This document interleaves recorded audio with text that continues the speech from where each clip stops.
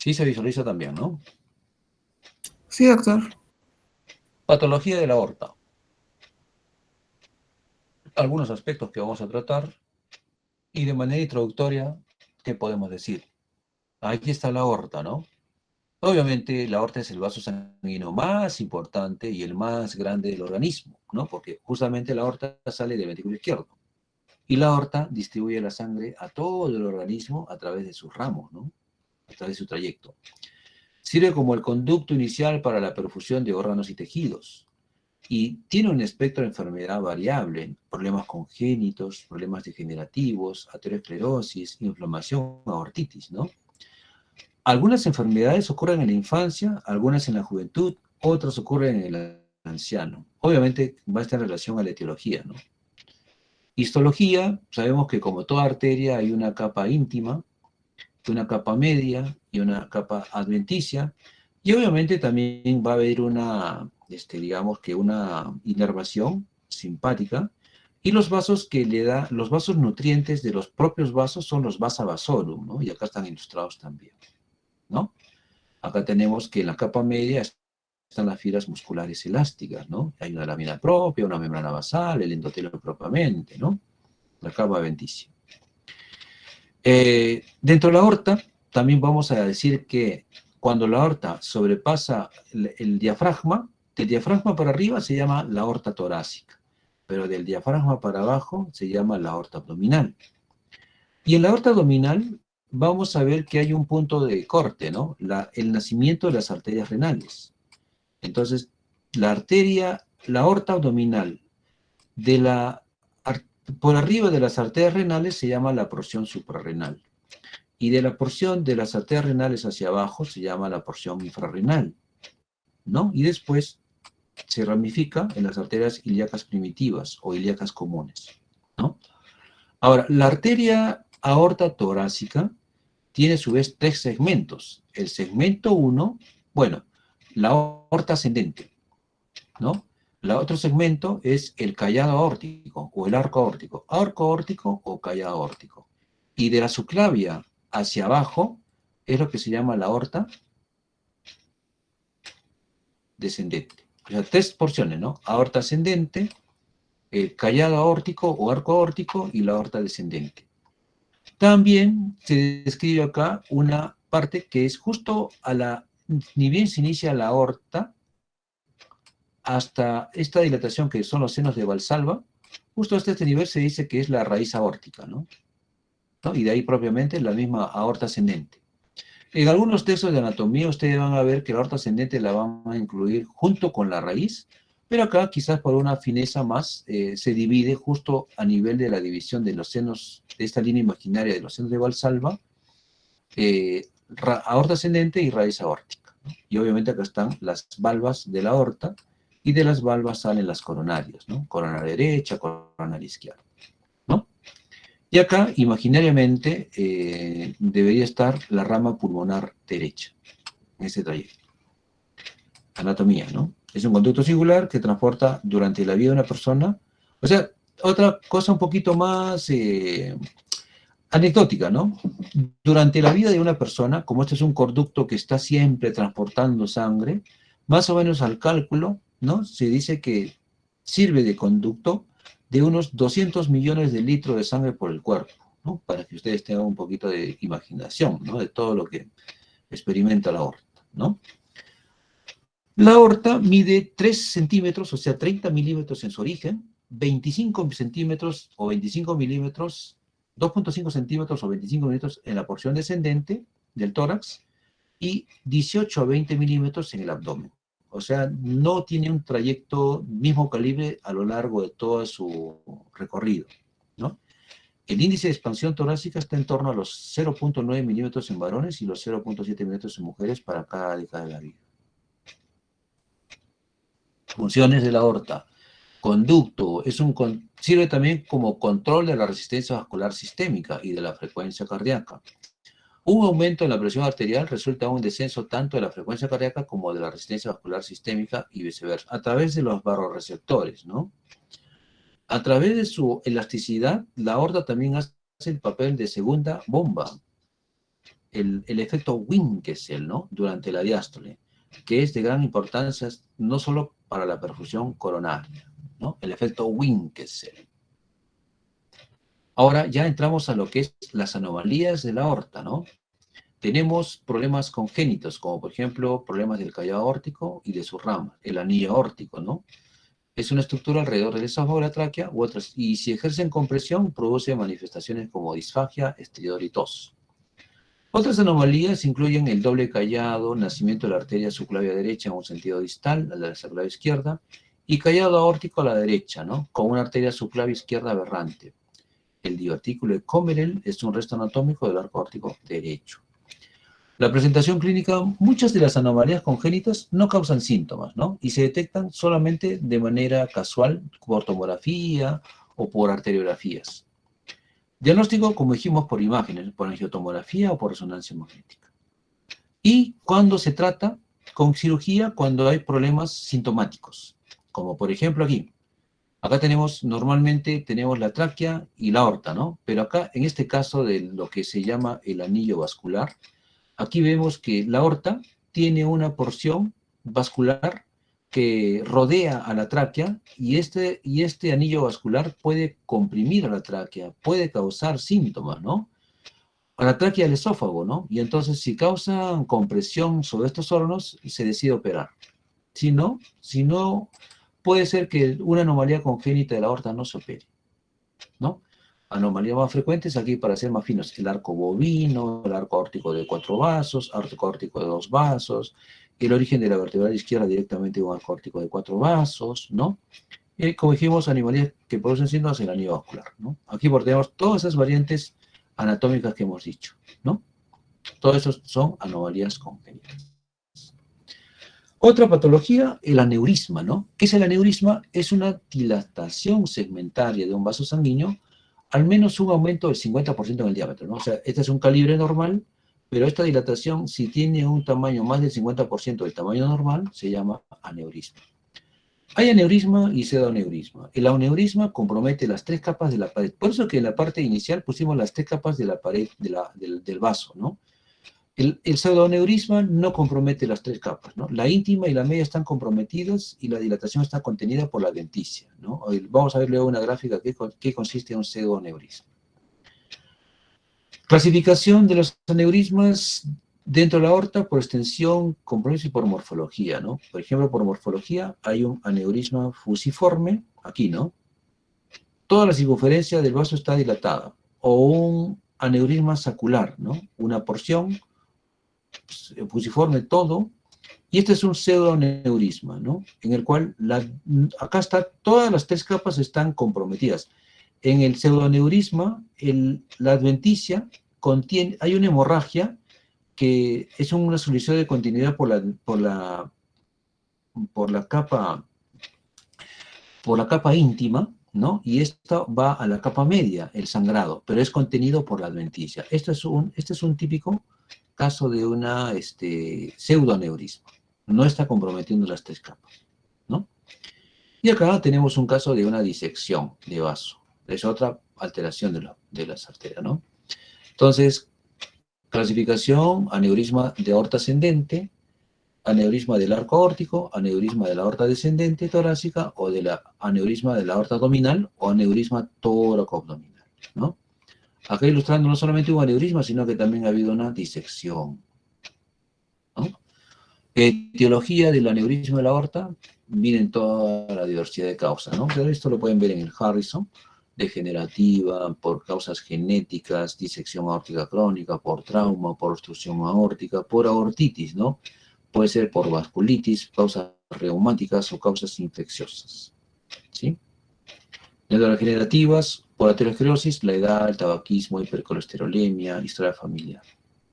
Genéticos, todas estas patologías. Marfan, Ehlers-Danlos, síndrome Loeys-Dietz, síndrome de Turner, familiares, válvula aórtica bicuspide, ¿no?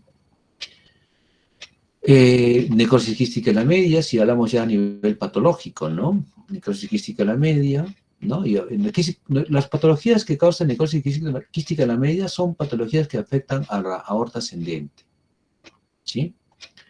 Y digamos que hay situaciones donde hay un desequilibrio entre la síntesis y degradación del colágeno por infiltrados inflamatorios locales, ¿no? Generalmente esto ocurre en aterosclerosis, ¿no? La aterosclerosis más compromete a la aorta descendente y a la aorta abdominal, ¿no? Debilitamiento de la pared vascular por desaparición de célula muscular lisa o la síntesis suficiente de los componentes no colágenos ni elásticos, ¿no? De la matriz extracelular, ¿no? Puede haber isquemia, ¿no? Y esto ocurre en la hipertensión, ¿no? Isquemia de los vasos vasoros, ¿no?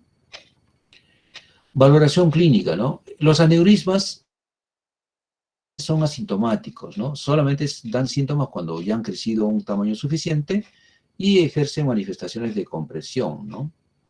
Manifestaciones clínicas y evaluación natural de los aneurismas dependen del sitio donde se encuentren. La compresión o la erosión del tejido vecino por parte de los aneurismas puede causar síntomas como dolor del tórax, falta de aire, tos, ronquera y disfagia. Pero por sí solos muchas veces los aneurismas son asintomáticos, ¿no? ¿Cómo podemos diagnosticar un aneurisma? Por placa rayos X, por angiotomografía o incluso por angioresonancia magnética, ¿no? Aquí están las modalidades de imágenes, ¿no? Técnicas de imágenes, ¿no? La placa rayos X, ustedes saben, un mediastino anterior, un mediastino medio, un mediastino posterior, ¿no? Acá, placa rayos X, ¿no? Vean que acá el mediastino está ensanchado, ¿no? Y acá está ilustrando que podría ser un aneurisma del callado aórtico, ¿no? A pesar que también acá la parte de la aorta descendente también está dilatada, ¿no? Un mediastino ensanchado bien puede corresponder a una patología de la aorta, ¿no? Esto se confirma luego con una tomografía. La ecocardiografía no tiene mucha imagen, ¿no? Acá solamente podemos ver la raíz y una parte de la aorta ascendente, ¿no? Y por la vista supraesternal también se puede ver algo, a una cierta parte de la aorta descendente y del callado aórtico, ¿no? Ecocardiografía transesofágica es una modalidad parecida a una endoscopía. Se ingresa por el esófago y ahí se ve mejor si la aorta, ¿no? Entonces sí es una prueba más útil frente a una ecocardio transesofágica. La ecografía abdominal, bueno, cuando pensamos en aneurisma de la aorta abdominal, ¿no? Ecodoppler. Y acá tenemos ya una angiotomografía, ¿no? Donde estamos viendo que la aorta ascendente está dilatada aneurismática. La ortografía, ¿no? Y vean que esto también nos ayuda. Es una prueba invasiva, usa contraste, tiene sus riesgos. De repente no es la mejor prueba, porque hay que preferir usar pruebas no invasivas, ¿no? Como tomografía, resonancia magnética. Ecografía vascular también puede ser útil, cada vez menos uso. Ecografía intravascular, ¿no? En este caso para ver a la aorta abdominal. Manifestaciones clínicas, como dijimos, muchas veces asintomáticas, ¿no? Y la necrosis quística media causa más frecuente aorta ascendente, mientras que la aterosclerosis más frecuente aneurismas del callado aórtico y de la aorta descendente. Eso también ya lo dijimos, ¿no? Los aneurismas, ¿cuál es su importancia? Que los aneurismas, como son dilataciones arteriales, también tienen una tasa de crecimiento, ¿no? La tasa de crecimiento es de 1 a 2 milímetros por año, ¿no? Pero los aneurismas asociados a síndrome de Marfan o disección aórtica pueden crecer más rápido, ¿no?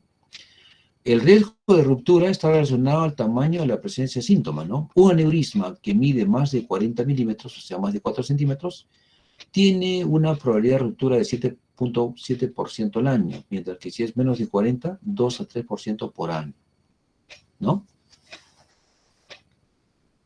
Vean acá la ilustración, ¿no? A medida que va aumentando el diámetro, aumenta la probabilidad de ruptura. Por ejemplo, acá 6 centímetros, ¿no?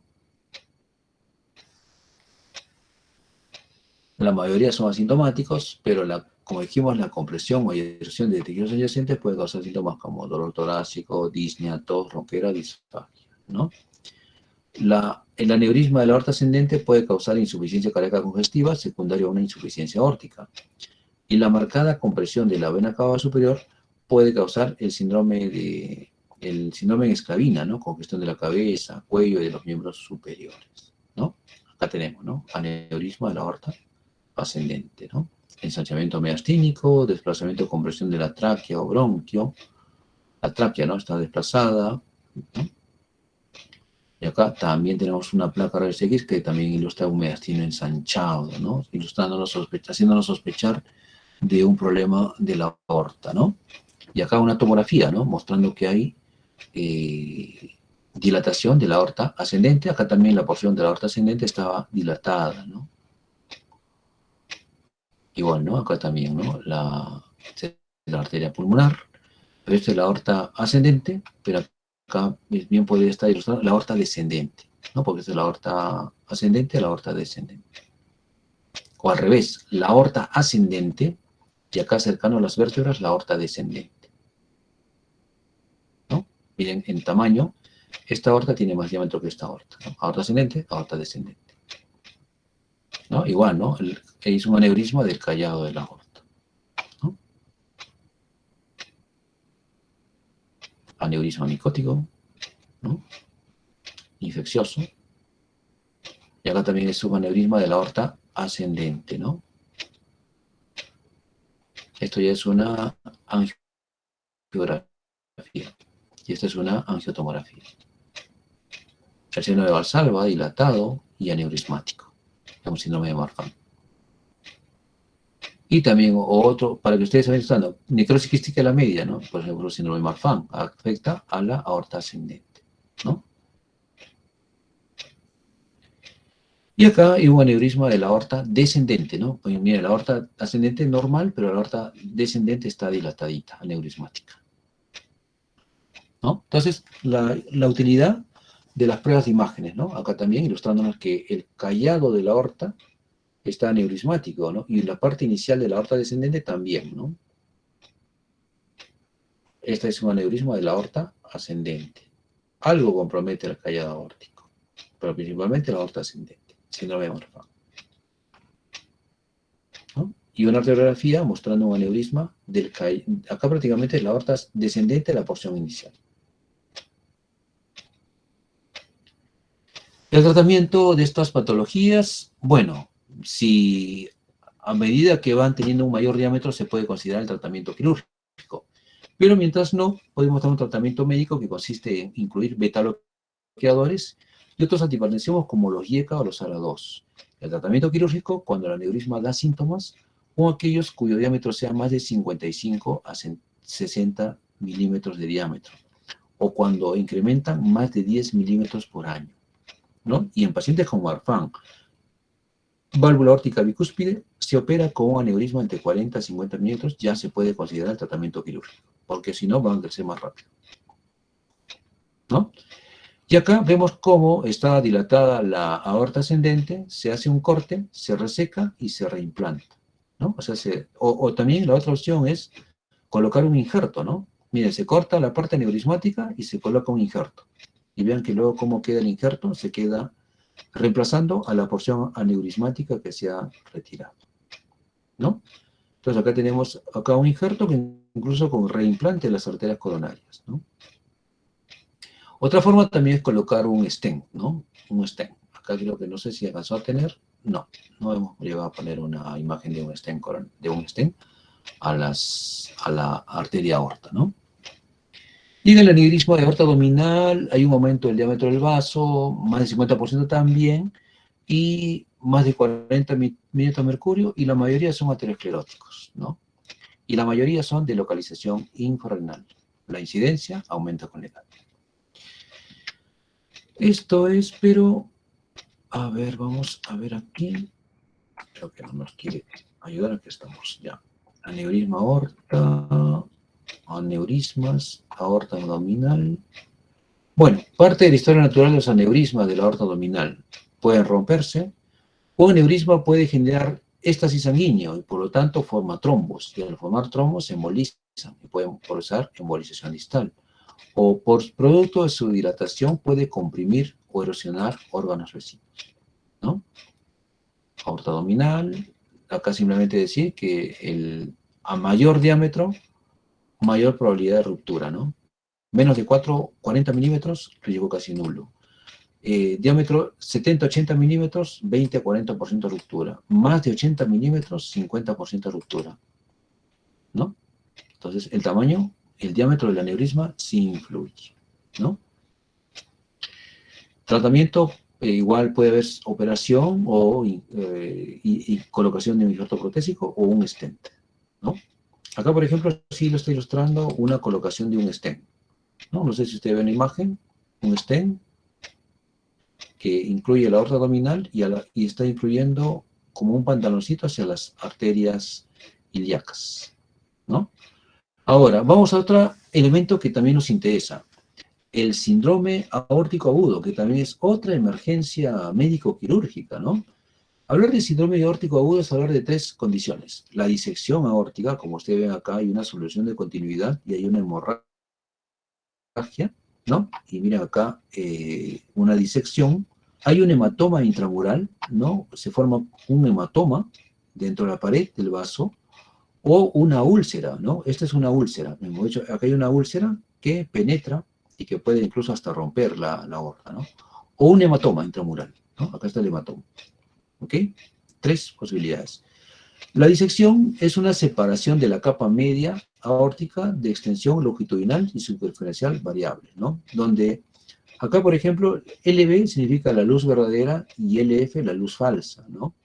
Entonces, esta es la capa media, ¿no? Que está separando la luz verdadera de una luz falsa, ¿no? Y en esta luz falsa es donde se está acumulando el sangrado, la disección. El flap intimal o colgajo íntimo medial se compone de la íntima y fundamentalmente de la media, ¿no? Y esto bien podrías ilustrar al flap, ¿no?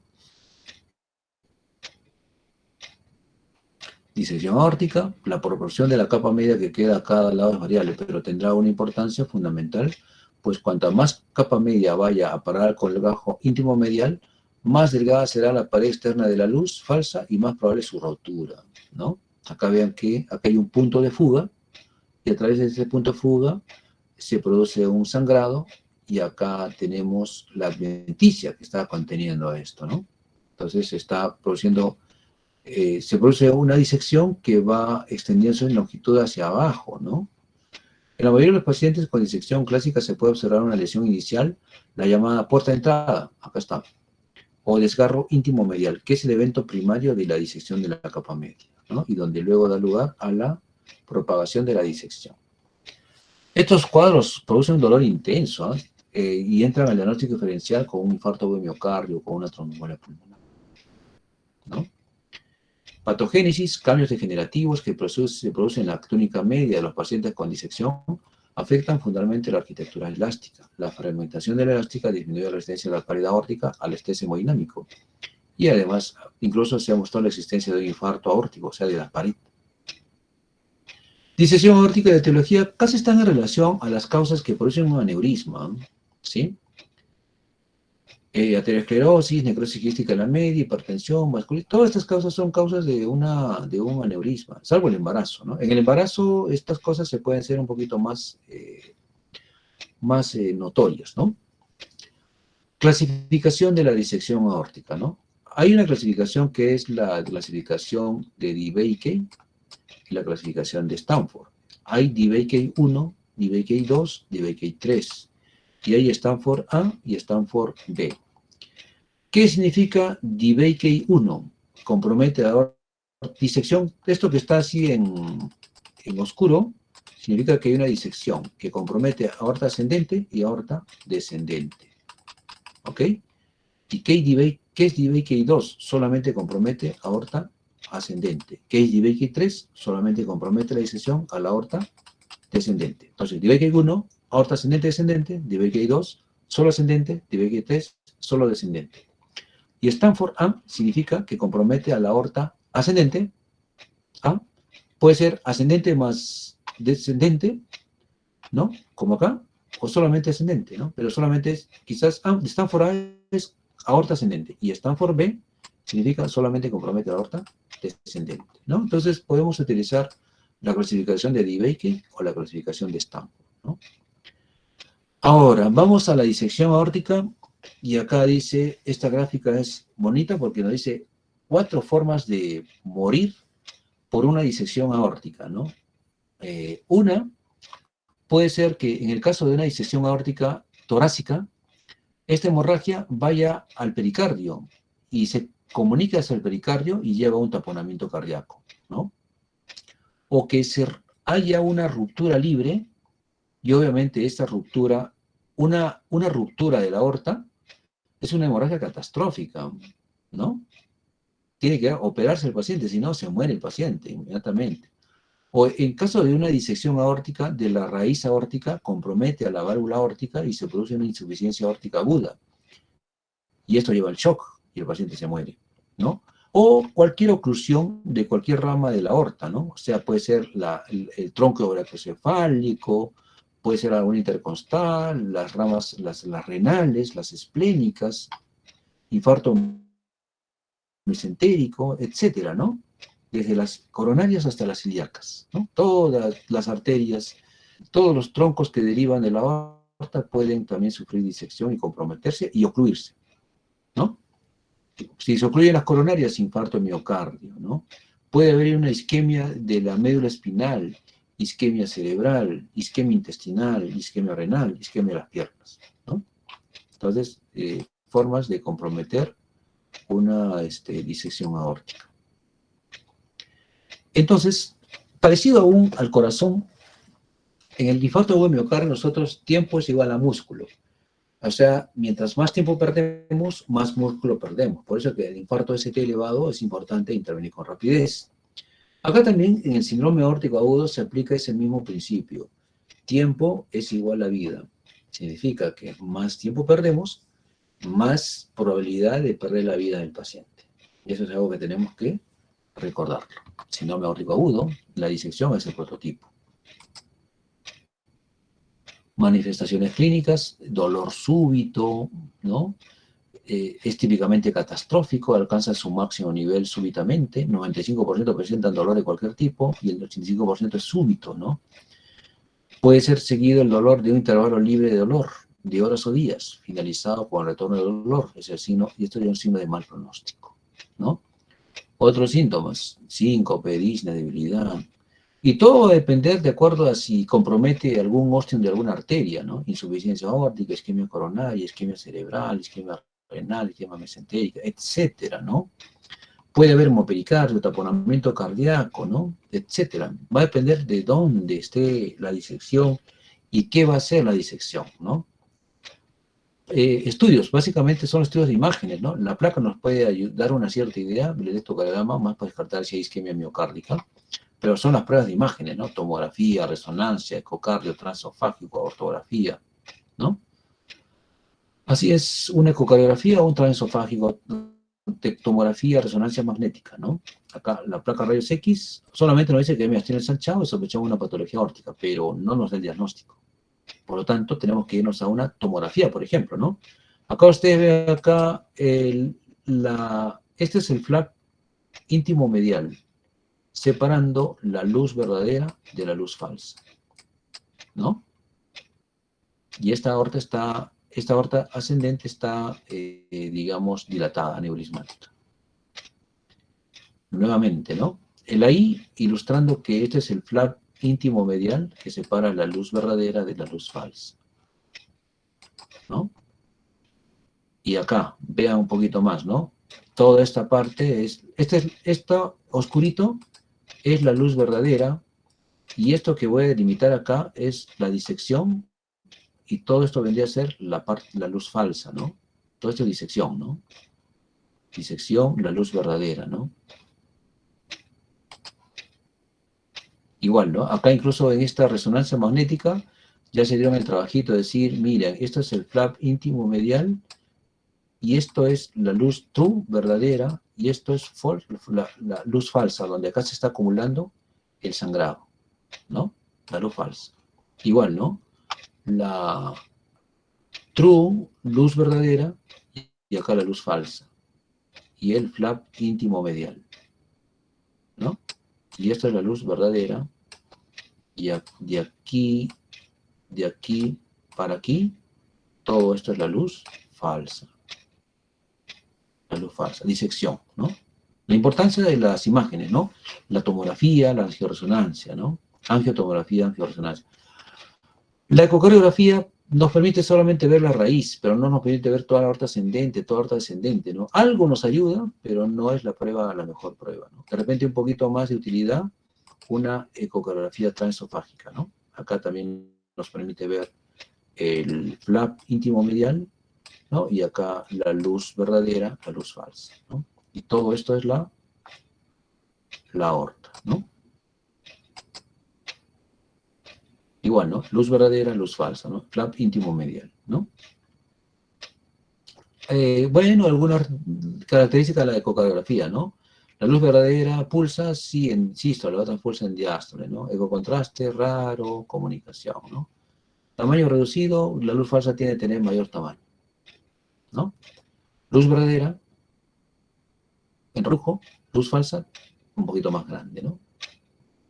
Acá una artografía mostrándonos que la aorta está dilatada, ¿no? Y además hay una disección, ¿no? La aorta, acá ilustrando la T, la luz verdadera, y la F, la luz falsa, ¿no? Y acá está el flap íntimo medial, ¿no? Esta línea oscurita, el flap, ¿no? ¿Sí? La importancia de las imágenes, ¿no? Tratamiento médico, tratamiento quirúrgico, tratamiento con stent también, ¿no? Y hay un tratamiento a largo plazo, ¿no? ¿Sí? El tratamiento médico igual, hay que dar tratamiento antihipertensivo, ¿no? Reducir la contractilidad y la presión, ¿no? Para eso damos beta-bloqueadores. Y si es una emergencia médica, damos beta-bloqueador endovenoso y un vasodilatador endovenoso, tipo nitroprusiato, la betalol, ¿no? Y la corrección quirúrgica está en la disección de aorta, o sea, tenemos que operarlo, ¿no? Y en el hematoma intramural, ¿no? La cirugía implica escisión del flap intimal, obliteración del falso lumen y colocación de un injerto, ¿no? Si la válvula aórtica está comprometida, se coloca un tubo valvado. Si hay stroke, es contraindicación para la cirugía. Indicaciones para una cirugía temprana: rápida extensión, escape de sangre, ruptura inminente, dolor persistente incontrolable, deterioro del flujo sanguíneo a un órgano comprometido. Mortalidad intrahospitalaria postoperatoria 15 a 25%, ¿no? Predictores de mortalidad: taponamiento cardíaco, lugar de la ruptura, tiempo para operación, presencia de isquemia renal, disfunción renal, presencia de enfermedad pulmonar, ¿no? Y acá, bueno, esto es un post-mortem donde está toda la aorta descendente diseccionada, ¿no? El hematoma intramural, ¿no? Se trata de una disección aórtica sin puerta de entrada. Es una hemorragia intraparietal, generalmente intramedial, contenida dentro de la propia pared aórtica. No hay flap demostrable, ¿no? Es debido a la ruptura de los vasos Vassoro, ¿no? Disección, hay una puerta de entrada, en el hematoma no hay puerta de entrada. La úlcera es una ulceración, ¿no? A medida que pasa el tiempo, el edema es reabsorbido por los capilares, acuden los macrófagos para hacerse cargo de la mucinosidina y también las células plasmáticas, ¿no? Este hematoma tiene también la posibilidad de reabsorberse, ¿no? O también otras situaciones de que se puedan extenderse, ¿no? Historia natural, ¿no? Entonces, evolución de un hematoma puede ir a la disección, puede remodelarse el vaso, puede progresar, puede reabsorberse parcialmente o resolverse totalmente, ¿no? También puede estabilizarse y no crecer más, ¿no? Tiene una evolución variable. Obviamente el problema es cuando lleva a la disección o a la rotura, ¿no? Ahí sí es el problema. Y ahí es donde se tiene que operar, ¿no? Cerca del 8 al 5% de los síndromes aórticos agudos son por hematoma intramural, ¿no? Puede ser capaz de producir disección en el 28 o 47% de pacientes y se asocia a ruptura en el 21 o 47% de pacientes. Por eso es importancia, ¿no? Y regresión 10%, ¿no? La ruptura de los vasos Vassoro es la principal causa de desarrollo de los hematomas intramurales, ¿no? Aquí está un hematoma, o mejor dicho, este es el hematoma. Esto es el vaso en oscuro y acá, este es el hematoma. Tiene un espacio ecogénico, una características ecogénicas diferentes a la luz, que está con sangre, ¿no? Acá también, ilustrando esta partecita que está en blanquecita, que es un hematoma de la pared aórtica. Y mientras que todo esto en oscuro es la luz verdadera del vaso. Úlcera penetrante es aquella placa en realidad, hablar de una úlcera es hablar de una placa aterosclerótica, pero que sea ulcerada, ¿no? Tras una erosión y ulceración inicial, rompe la lámina elástica interna y penetra en la capa media, ¿no? Su importancia es que puede erosionar más allá de la lámina elástica interna, resultando en un hematoma medial, y que también sabemos que el hematoma puede progresar a la disección, a la ruptura, ¿no? Esa es su importancia, ¿no? La colocación más común, la porción medial distal de la aorta torácica descendente y asociada con aterosclerosis, ¿no? Úlcera penetrante puede irse como un hematoma, romperse, disecarse, ¿no? O estabilizarse. Aortograma, y acá mostrando que esta es la aorta, y acá ven una úlcera, ¿no? Porque debe verse todo como una luz, como la continuidad de un vaso, ¿no?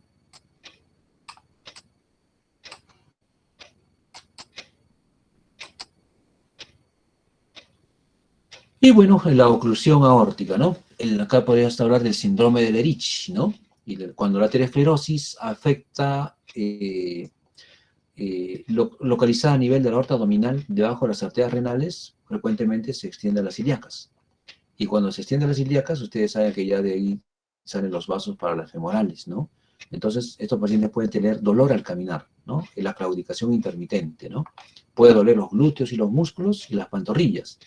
Y puede haber incluso impotencia sexual porque hay un poco flujo hacia los vasos penianos, ¿no?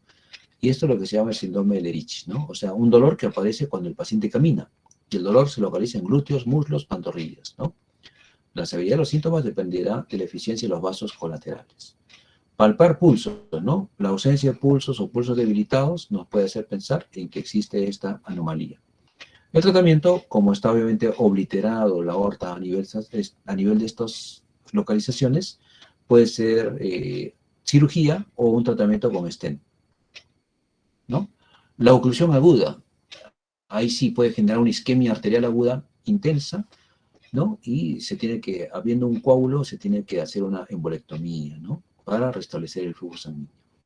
El cuadro clínico es de isquemia aguda de los miembros inferiores, hay un dolor severo al reposo, palidez, frialdad de los miembros inferiores hasta cianosis, con ausencia de pulsos distales, ¿no? El diagnóstico, resonancia, tomografía, ortografía, Doppler arterial, ¿no? Tratamiento, hay que sacar el trombo de emergencia, o sea, revascularizar. Aortitis es una inflamación de la aorta, ¿no? Es una enfermedad inflamatoria de la aorta causada por vasculitis de diferentes vasos. Tacayazo, estatitis celular gigantes, espondiloartropatías, ¿no? Síndrome de Behçet, vasculitis, infecciones como sífilis, tuberculosis, salmonela, ¿no?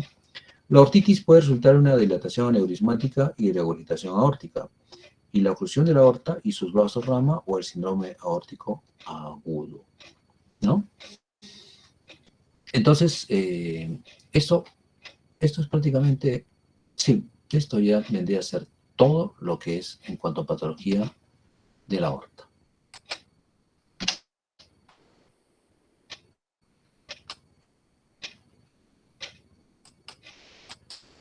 Muy bien.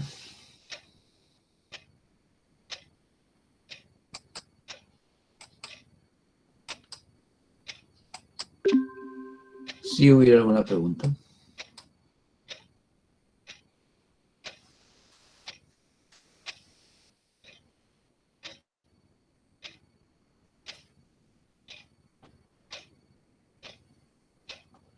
Bien, entonces, no habiendo preguntas, Sí, doctor. ¿Algo quería preguntar? Sí, doctor. Sino que en el hecho de que en las manifestaciones clínicas que usted mencionó de la disección aórtica, quería saber qué nos puede decir que un paciente se presente hipertenso o hipotenso. Si tiene que ver algo con el tiempo que lleva la disección o qué nos puede decir eso. ¿A qué nos orienta encontrar hipotenso o hipertenso el paciente? ¿Sobre disección o sobre aneurisma? ¿Cuál es la pregunta? De disección aórtica. Disección.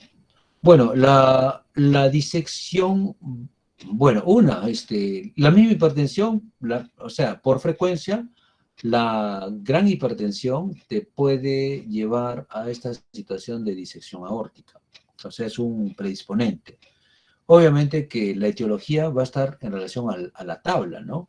Si es un Takayasu, si es un Marfan, si es una aterosclerosis, y obviamente con cada uno de estos jala una epidemiología, ¿no? El paciente aterosclerótico es un paciente joven, ¿no?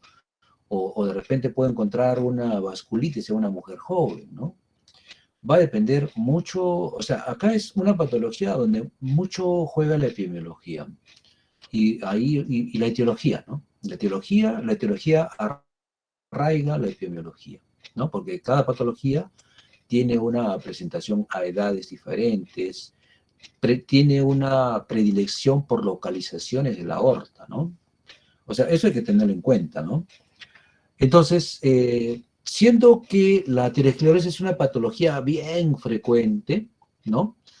Entonces podemos decir que siendo frecuente también la disección por hipertensión, vamos a encontrar con frecuencia pacientes hipertensos. Pero cuando ya la disección es importante, una disección extensa con un sangrado importante, ahí ya podemos encontrar hipotensión, ¿no? Dolor, hipotensión, ¿no? Y también va a depender de qué ostium está comprometiendo, ¿no? O sea, en realidad hay que ser muy, muy fino, ¿no? Solamente pensar que hay yo pienso en una disección y tengo que pensar simultáneamente en los 4 mecanismos de complicaciones severas de una disección, ¿no? Por taponamiento, y el taponamiento genera shock, por una insuficiencia aórtica aguda y eso genera shock, ¿no? Por una isquemia miocárdica y eso también lleva al shock, ¿no? O sea, va a depender mucho del contexto del paciente, no es la regla ni que es hipertenso ni que es hipotenso, depende del contexto del paciente, ¿no? Y del grado de sospecha que yo tenga, ¿no? Claro, si yo tengo un aneurisma de la aorta ascendente, puedo pensar que en la aorta ascendente están las arterias coronarias, ¿no? Entonces puedo pensar, sospechar, este paciente además tiene isquemia miocárdica, ¿no? Pero si yo trombolizo un infarto con disección, es como echarle querosena al fuego, lo voy a matar, ¿no? Entonces tengo que pensar que posiblemente un paciente con infarto, con disección aórtica, sea por disección de las arterias coronarias. O sea, hay que ser muy fino en esta parte de la aorta, ¿no? Ofrece muchas cosas. Si tengo un aneurisma de la aorta abdominal y veo que el paciente tiene dolor abdominal, podría ser un dolor de una isquemia mesentérica, ¿no?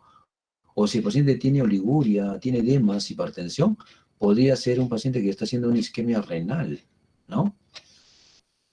Va a depender mucho, o sea, del contexto del paciente. Sí, Gracias, doctor. muy bien.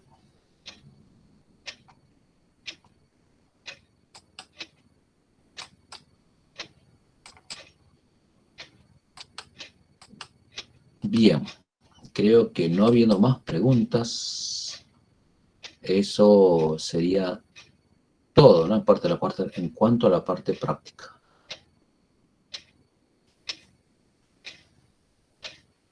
Muy bien, entonces hasta luego. Nos estamos viendo, jóvenes. Hasta luego, doctor. Gracias. Gracias. Buenas noches.